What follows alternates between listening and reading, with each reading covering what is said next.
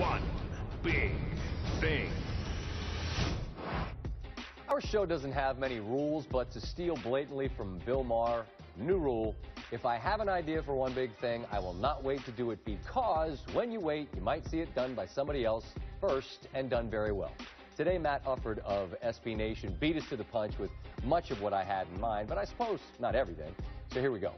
For weeks, we've been talking about using this space to discuss the upcoming Rio Olympics. Back on December the 2nd, in this segment, I talked about how ridiculous it was that Olympic athletes who'd be competing in the water events in Brazil would have to weigh the value of a gold medal versus exposure to severe health risks simply because the water is so horribly polluted. In part, we just wanted to use a big old poop emoji because we're childish. But since then, the list of concerns has grown to the point you could reasonably ask, should the Olympics go forward as scheduled? On June 1st, 150 doctors sent a letter to the World Health Organization which called for the games to be postponed due to the Zika virus. And since then, the list of concerns has grown to the point that the Zika virus isn't the worst of the fears. Every day, it seems, there's a new headline. Body parts wash up on volleyball beach. Rio police tell tourists they won't be able to protect them, haven't been paid in months. Subway line to be completed 4 days before the start of the games. Super bacteria found in Rio waterways, and on and on and on. And this doesn't even delve into the fact that while many countries are crippled as a result of hosting the games afterwards, Brazil's economy is bottoming out before even attempting to put on a smile and welcome the world.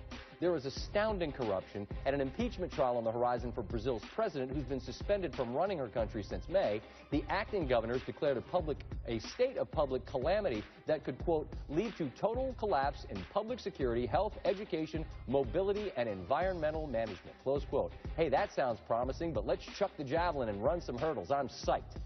Given this high-wire act, carrying on with the games feels absolutely reckless. It seems that so much could go wrong, but given the amount invested to put on an incredibly popular and compelling television show worldwide, and the amount of money Brazil has been asked to spend that it doesn't have in the first place, we all know that the games will indeed go on.